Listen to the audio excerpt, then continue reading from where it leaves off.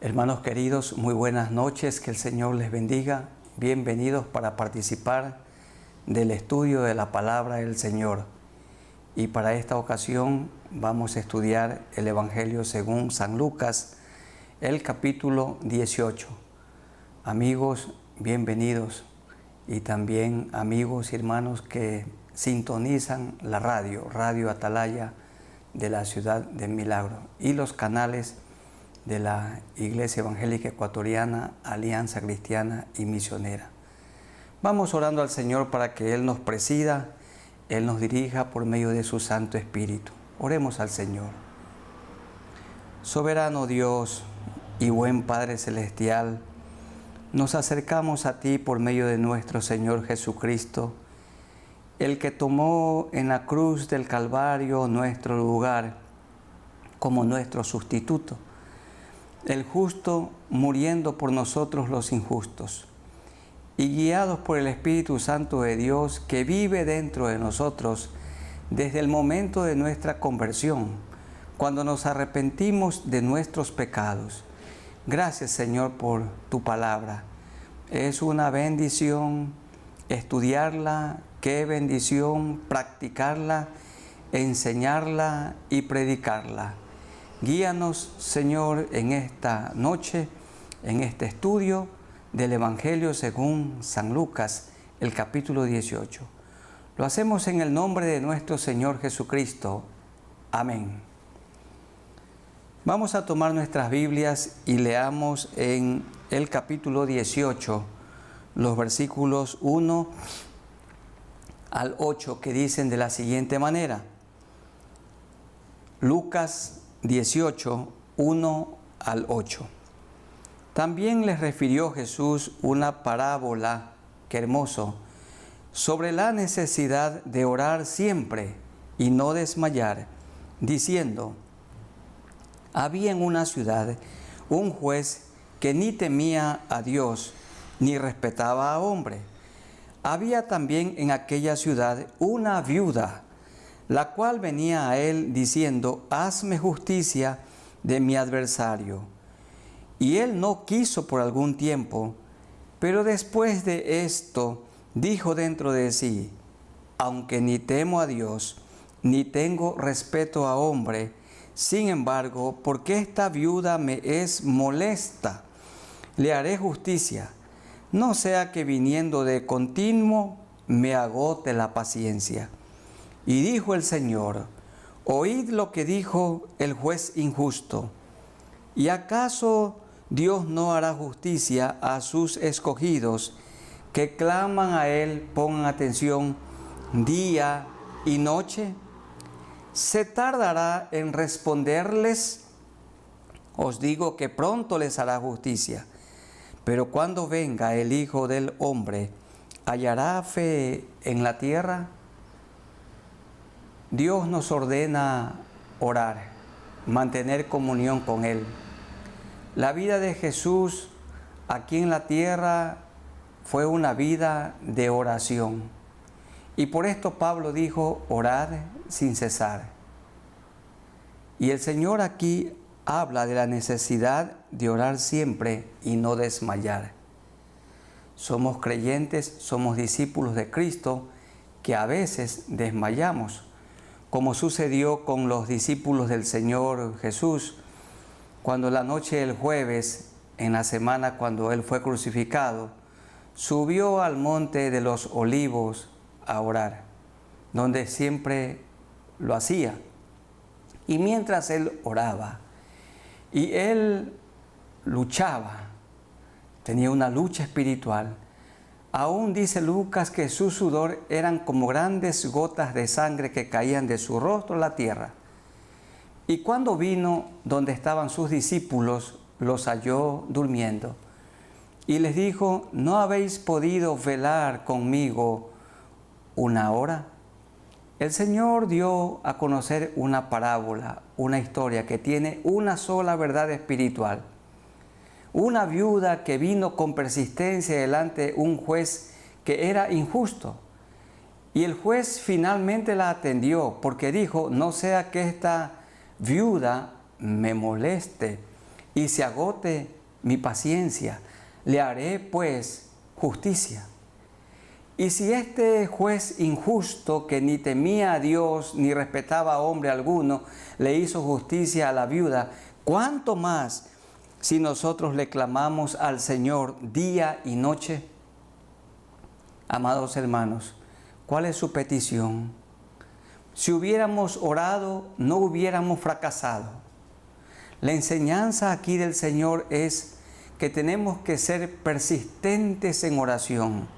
Tenemos que orar siempre. Jesús dijo, la oración es una necesidad. Así como el pan de cada día, el alimento de cada día es una necesidad. Si no nos alimentamos, nos vamos a morir. Si no oramos, nos secamos y nos morimos espiritualmente hablando. Orar tiene que ser como respirar. Respirar el oxígeno a cada momento es una necesidad. Y orar es una necesidad. Dice, la necesidad de orar siempre y no desmayar. Ustedes y yo tendemos a desmayar. No desmayemos. Seguramente que hay mujeres, hay esposas que están clamando a Dios por su esposo que no le conoce a Él. Hermanas queridas, no desmayen. ¿Cuántos padres están orando por sus hijos porque andan en un mal camino? Andan en el vicio o están en infidelidad conyugal, tienen problemas dentro de su hogar y los padres están orando. Hay que orar, queridos padres, sin desmayar. No tenemos que darnos por vencidos. Y también los que no tienen un trabajo, seguir orando. Y los que tienen una deuda que pagar o muchas deudas, hay que seguir orando y trabajando y pagando. Pero orar día y noche. Porque si este juez injusto le hizo justicia a la viuda persistente, si nosotros perseveramos, Dios nos va a responder y Él nos va a dar, vamos a recibir lo que le pedimos. ¿Cuál es su petición, mi hermano, mi hermana?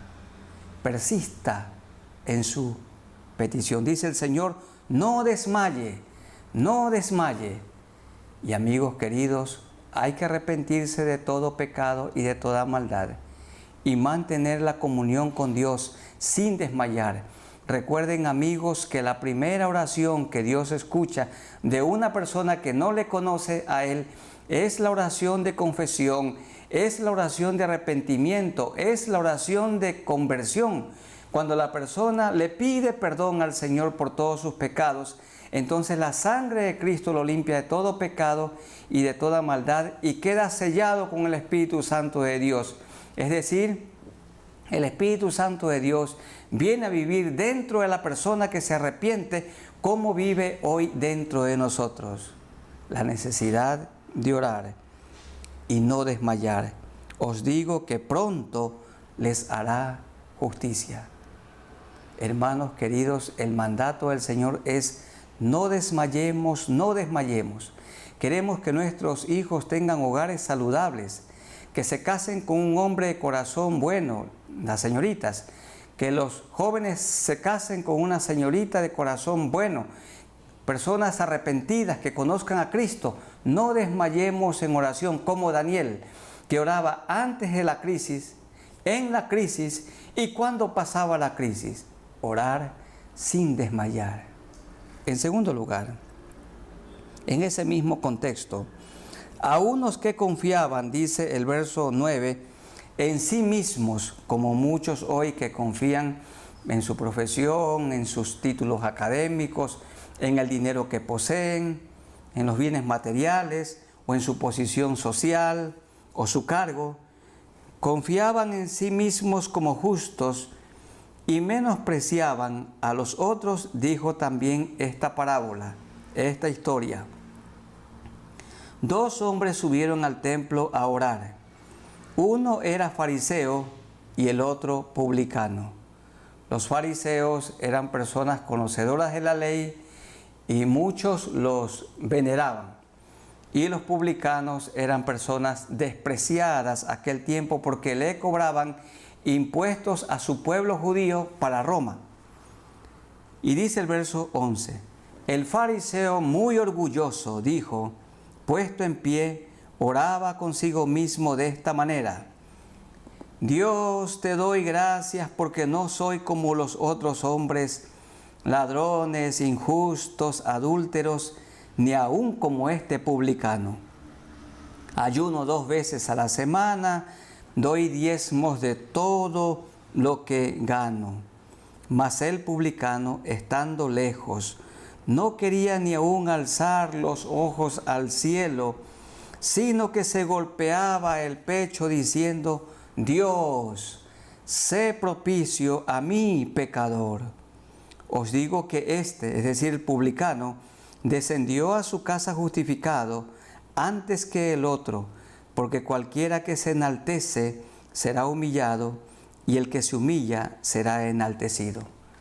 Las parábolas de Jesús tienen una sola enseñanza, una sola verdad espiritual. ¿Y cuál es la enseñanza, la verdad espiritual aquí? Que Dios no escuchó la oración del arrogante fariseo, del orgulloso fariseo, del hombre soberbio, porque él se enalteció. Claro, probablemente no había cometido esos pecados groseros como ser ladrón, injusto o adúltero, pero practicaba pecados que no se ven y estaba en su corazón enquistado el orgullo, el maldito orgullo. Este es el primer pecado que se cometió en la creación, cuando Lucero, en el mismo cielo, quiso quitar del trono a Dios y ponerse en el lugar de Dios como Dios. Y entonces se transformó en ese horrible personaje, en esa horrible persona llamada Satanás, porque su corazón, dice la Escritura, se ensoberbeció, se llenó de orgullo, y el Señor lo despojó, lo sacó de su presencia, y hasta hoy es el enemigo de nuestras almas. En contraste, el publicano se presentó delante del Señor humillado, y él dijo: Dios, sé propicio a mi pecador. ¿Qué significa sé propicio? Dios, mírame con misericordia. Dios, ten misericordia de mí. La propiciación tiene que ver con que Dios quedó satisfecho con el sacrificio de Cristo. Dicho de otra manera, el sacrificio de Cristo satisfizo, calmó la ira de Dios. Él tenía que derramar su ira contra nosotros y nosotros teníamos que haber muerto por nuestros pecados, pero Cristo tomó nuestro lugar en la cruz del Calvario como nuestro sustituto. Y el publicano, humillado, está reconociendo: sé propicio, mírame, Señor, con misericordia. Y el Señor alabó y aprobó la actitud del publicano, diciendo en el verso 14: os digo que éste descendió a su casa justificado. ¿Qué es la justificación? La justificación es el acto por el cual Dios nos mira como justos, pero a través de Jesucristo. Para mirarnos como justos, Dios mira a Jesucristo y por medio de Él a nosotros. Y éste descendió a su casa justificado. ¿Por qué? Porque se humilló. Hermanos queridos, que el Señor nos ayude a vivir en humildad, reconociendo que lo que somos, lo que tenemos, el perdón que hemos recibido, es por pura gracia de Dios. Es un regalo del cielo, no es por méritos personales. Las personas que tienen algún título académico o muchos títulos académicos, es por la gracia del Señor. El auto que tenemos, por la gracia del Señor. La casa en la que vivimos, por la gracia del Señor. Los hijos que el Señor nos ha dado, por la gracia del Señor. El cónyuge que tenemos, por la gracia del Señor. El trabajo que el Señor nos ha dado, por la gracia del Señor. Todo es por su gracia, por los méritos de Él. Nada es por méritos nuestros. Y el Señor dijo: aprendan de mí, que soy manso y humilde de corazón, y hallaréis descanso para vuestras almas. ¿Quiénes son las personas que nunca tienen descanso? Las orgullosas, las que se enaltecen, las soberbias. Pero en cambio la persona humilde siempre vive en paz, en la abundancia o en la escasez. ¿Cómo tenemos que acercarnos a Dios? En humildad. ¿Cómo tenemos que relacionarnos con los demás? En humildad.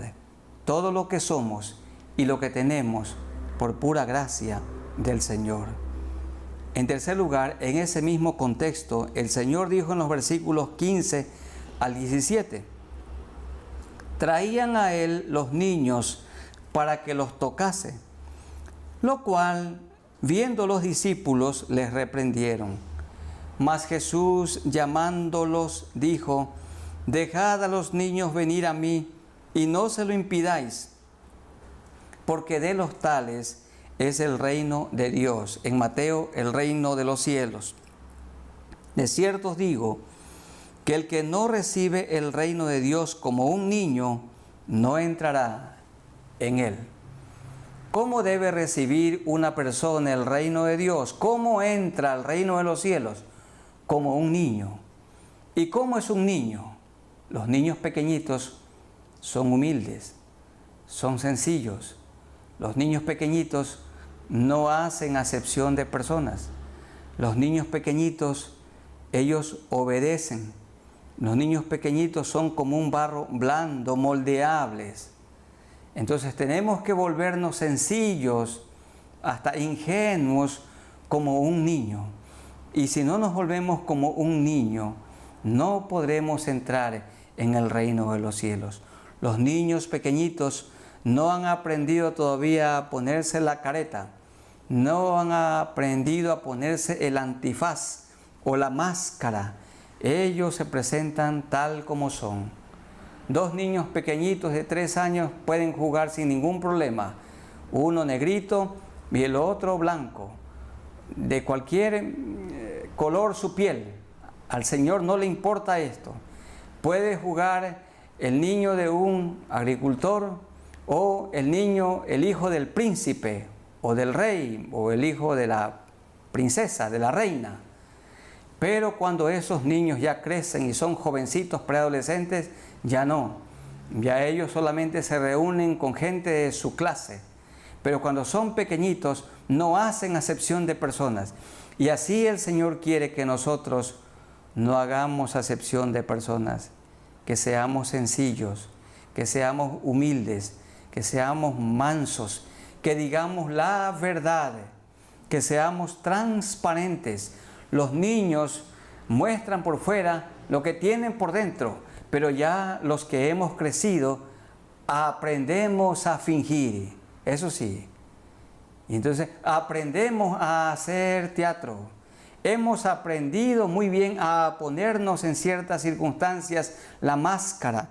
Pero el Señor dijo, de cierto os digo, que el que no recibe el reino de Dios como un niño, no entrará en él.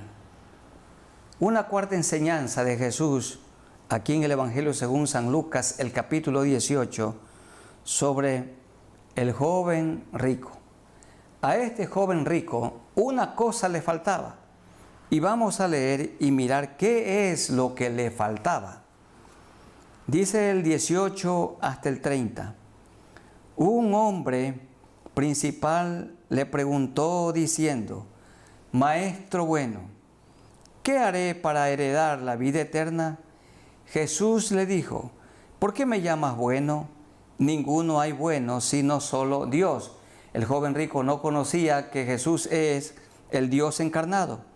Los mandamientos sabes, no adulterarás, no matarás, no hurtarás, no dirás falso testimonio, honra a tu padre y a tu madre. El joven dijo, todo esto lo he guardado desde mi juventud. Jesús, oyendo esto, le dijo, aún te falta una cosa te falta. Vende todo lo que tienes y dalo a los pobres, y tendrás tesoro en el cielo, y ven, sígueme. Entonces él, oyendo esto, se puso muy triste, porque era muy rico.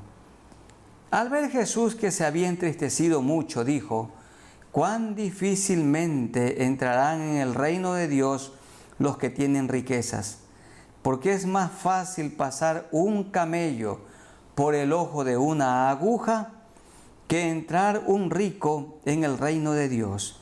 Y los que oyeron esto dijeron: «¿Quién pues podrá ser salvo?». Él les dijo: «Lo que es imposible para los hombres es posible para Dios». Entonces Pedro dijo: «He aquí, nosotros hemos dejado nuestras posesiones y te hemos seguido». Y él les dijo: «De cierto os digo, que no hay nadie que haya dejado casa o padres o hermanos o mujer o hijos por el reino de Dios, que no haya de recibir mucho más en este tiempo y en el siglo venidero la vida eterna». Este joven era en cierta manera piadoso, tenía muchas posesiones, pero Dios le dio a conocer que no lo conocía a él, porque toda persona que conoce a Dios, Dios la hace generosa. Si una persona dice que es un discípulo de Cristo, pero sigue siendo tacaño, sigue siendo duro con su prójimo y duro para dar para la obra de Dios, sigue siendo tacaño para contribuir con los impuestos que tiene que pagar el gobierno, entonces eso demuestra que no le conoce todavía a Él. Una de las señales inequívocas de una persona que realmente ha conocido a Cristo, Dios la hace generosa, Dios le enseña a compartir. Y el Señor le dijo: anda y vende. Si realmente me amas a mí, también tienes que amar a tu prójimo. Vende lo que tienes y reparte a la gente que no tiene nada. Y él no estaba dispuesto, como muchos ricos, a compartir nada con las personas necesitadas. Y por esto él se fue muy triste, porque no estaba dispuesto de ninguna manera. No le estaba diciendo el Señor literalmente: vende todo. Bien podía vender una parte y compartir, pero no lo hizo, porque era un hombre avaro. Era un hombre que tenía amor por el dinero, porque el problema de este hombre no era la riqueza. Dios no está en contra de los ricos, sino de las personas que aman las riquezas. Porque Jesús dijo por medio de Pablo: raíz de todos los males, no de algunos males, raíz de todos los males del mundo es el amor al dinero. Y muchos han dicho que detrás de esta pandemia hay personas que tienen mucho amor al dinero. Hay gente enriqueciéndose mucho más en lo oculto de esta pandemia, mientras estamos confinados y con los tapabocas. Raíz de todos los males el amor al dinero. Miren, hermanos queridos, en nuestro país, en plena pandemia, mientras tanta gente agonizaba, mientras muchos morían, la gente que tiene amor por el dinero saqueando nuestro país, el amor al dinero, robando. Pero los que tenemos temor de Dios, no le robamos a Dios ni un centavo, ni al gobierno, ni a ninguna persona, porque tenemos temor en nuestro corazón, amamos a Dios. Y este hombre no tenía amor ni por Dios, ni tampoco por su prójimo, porque no estaba dispuesto a compartir. Y el Señor no dijo que es imposible que un rico entre al reino de los cielos, pero sí dijo que es difícil. Más fácil es que un enorme camello, este animal oriental, entre por el pequeño ojo de una aguja, que un rico al reino de los cielos. Y bueno, ¿y por qué los ricos no conocen a Dios? Porque les toca compartir y ellos no quieren compartir. El avaro, el que ama el dinero, quiere cada vez más dinero y nunca se sacia de dinero. Necesitamos poco para vivir, pero la mayoría de esas personas mueren en su avaricia, en sus delitos y pecados. Pero sí hay personas ricas que conocen a Cristo y sus riquezas las han dispuesto para que el reino de los cielos sea extendido por todo el mundo, para ayudar a la gente necesitada, para ayudar también al gobierno pagando todos los impuestos y dar también la parte de Dios. No es imposible, dijo esto en el versículo 27. Lo que es imposible para los hombres es posible para Dios. Sí es posible que un rico le conozca a Él de una manera genuina. Y Dios hace de esas personas humildes y personas generosas. Entonces Pedro dijo, he aquí, nosotros hemos dejado todas nuestras posesiones y te hemos seguido. Y el Señor dice aquí que Él sabe recompensar. Los que hemos dejado nuestras profesiones para servirle a Dios, no hemos dejado algo grande para hacer algo pequeño. Dejamos algo pequeño para hacer algo tan grande, glorioso. Servirle a Él, predicar su palabra, aconsejar, enseñar a tantas personas la palabra del Señor. Y Él nos ha recompensado y nos ha sustentado y no nos ha hecho faltar nada de lo que necesitamos, porque Él es bueno y porque para siempre es su misericordia. En ese contexto, el Señor habla de la necesidad de morir por nosotros en la cruz, en los versos 31 al 34. Tomando Jesús a los 12, estaba también todavía Judas, les dijo, he aquí subimos a Jerusalén. Él estaba en la región de Galilea, y se cumplirán todas las cosas escritas por los profetas acerca del Hijo del Hombre. Hijo del Hombre es que Dios se hizo hombre, Dios se humanó, Dios vino en persona aquí a la tierra, en la persona del Señor Jesucristo. Jesús es Dios encarnado, el creador del universo, el Hijo del Hombre, pues será entregado a los gentiles en manos de los romanos y será escarnecido, afrentado y escupido. Y después que le hayan azotado, como lo ordenó Pilato, como lo ordenó Caifás, como lo ordenó Anás, como lo ordenó también Herodes, haciendo burla de él, le matarán, mas al tercer día resucitará. Pero ellos nada comprendieron de estas cosas, y esta palabra les era encubierta, y no entendían lo que se les decía. El Señor tuvo que morir por nosotros. Nunca pecó, nunca cometió maldad, pero Él murió en la cruz tomando nuestro lugar. ¿Se acuerdan, hermanos y amigos? La turba, una parte de la turba que rodeaba el crimen más horrendo de la historia, la muerte de Cristo. Le decían, le gritaban, si eres hijo de Dios, baja de la cruz y sálvanos también a nosotros, le gritaron los malhechores. Pero como bien dice un autor, si Jesús bajaba, yo subía. Él no bajó y por esto yo no subí, porque yo merecía ser crucificado, pero Él murió en mi lugar y murió en su lugar. Amigos queridos, ninguna religión conduce a Dios. Cristo es el camino. Para ir a Dios, para hacerse parte del reino de los cielos, usted tiene que reconocer que Cristo murió en la cruz en su lugar. Sus pecados, sus maldades merecen la muerte, pero el justo Cristo murió por usted un injusto, por mí un injusto. Y cuando reconocemos esto y ponemos la fe en Jesús, recibimos la salvación, el perdón de pecados, el Espíritu Santo de Dios y la vida eterna. Él murió, pero al tercer día resucitó glorioso. Y también nosotros nos vamos a morir, pero también vamos a resucitar como Cristo resucitó. Él resucitó con un cuerpo inmortal, un cuerpo apto para vivir en el cielo. Y también, hermanos queridos, ustedes y yo resucitaremos con un cuerpo glorificado, un cuerpo inmortal, un cuerpo apto para vivir con Cristo en la eternidad. Por esta razón, este cuerpo aquí se enferma del coronavirus y de tantas enfermedades.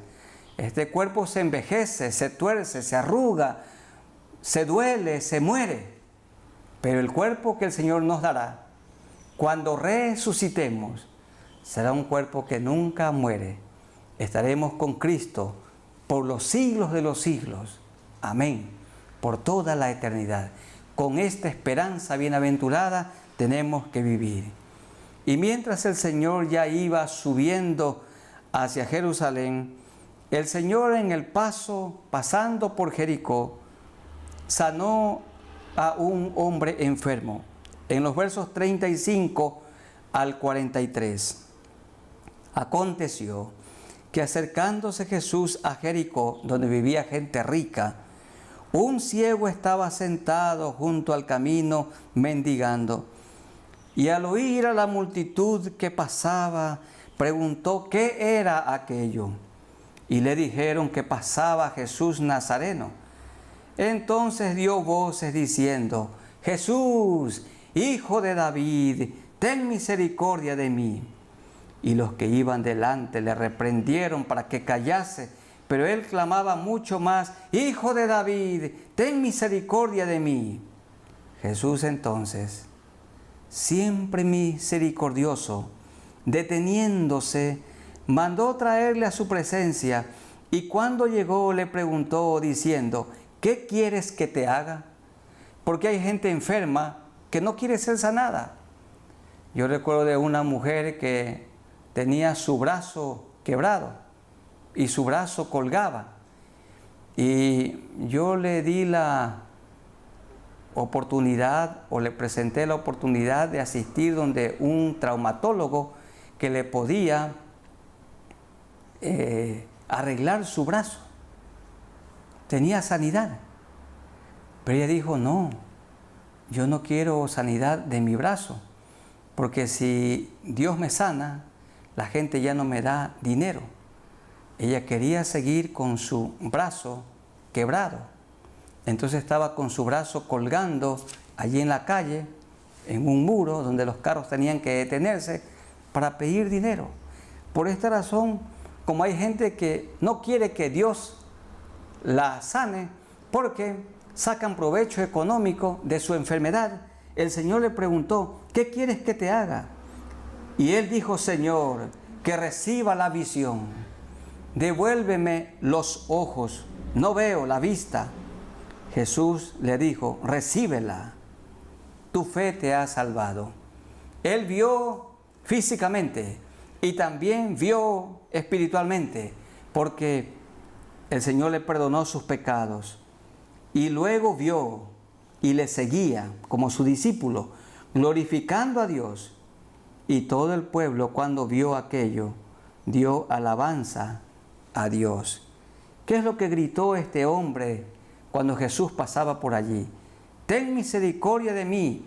Lo mismo que dijo el publicano: Dios, sé propicio a mí pecador. Es: Señor, ten misericordia de mí.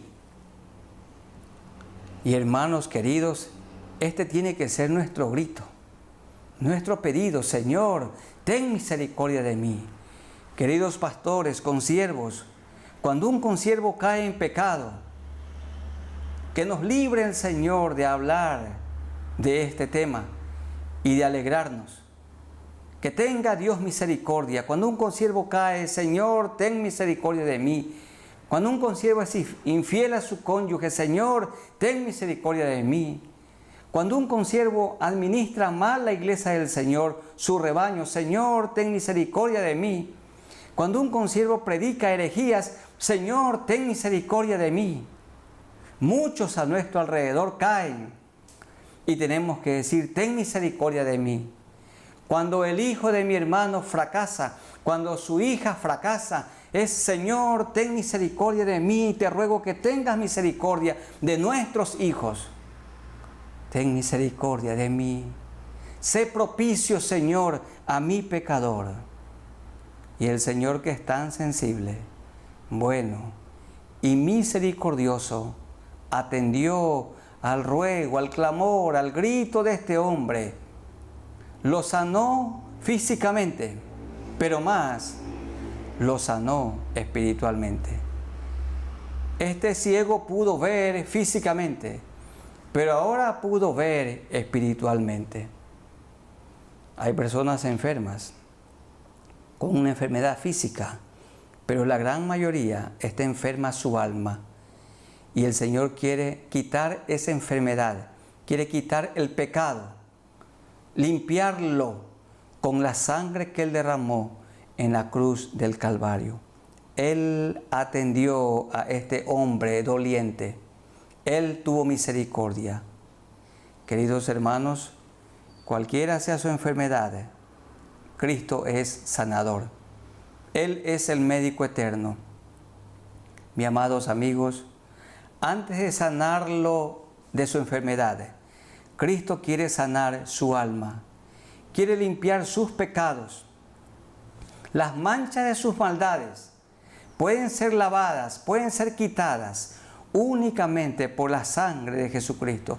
Si usted dice en este momento, Señor, perdóname, perdóname es, quítame la culpa, lávame, límpiame. El Señor lo hace en este mismo momento. Vamos a orar entonces a nuestro Dios. Primeramente por nuestros hermanos en la fe, si tienen alguna enfermedad, para que el Señor los sane. Y en segundo lugar, y no menos importante, vamos a orar por nuestros amigos, para que se pongan a cuentas con Dios y le confiesen al Señor sus pecados en este mismo momento. Inclinemos nuestros rostros y oremos al Señor. Amado Dios, nos acercamos a ti por medio de nuestro Señor Jesucristo, que murió en la cruz y derramó su sangre para limpiar todos nuestros pecados. Tú eres el médico divino, eres el mismo de ayer, hoy y siempre. Así como sanaste a este enfermo, a este ciego, y también sanaste su alma, oramos, Señor, para que pongas tu mano poderosa sobre toda persona enferma. Hay algunos hermanos enfermos con el coronavirus, amigos enfermos. Pon, Señor, tu mano poderosa. Y también hay personas que en este momento están agonizando con su enfermedad y van a morir. Si son discípulos tuyos, tienen plena confianza de la vida eterna.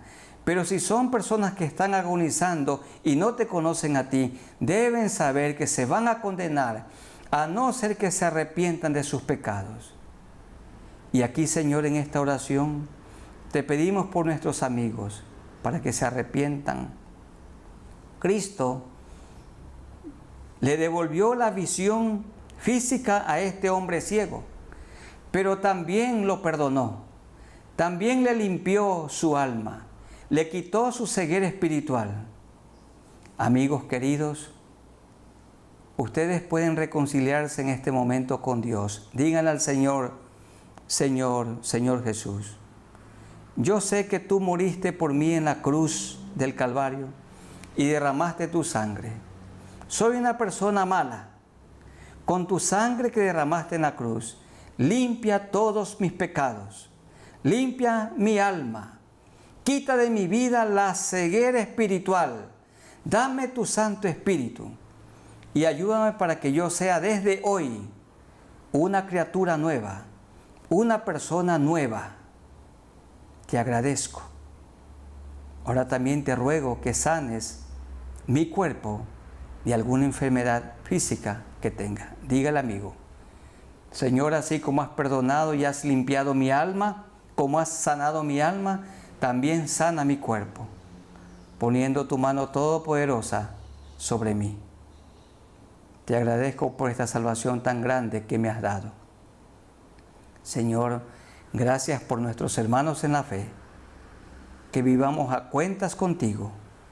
Gracias porque eres nuestro Salvador, santificador, sanador y Rey que viene muy pronto por segunda vez. Estamos preparados esperándolo.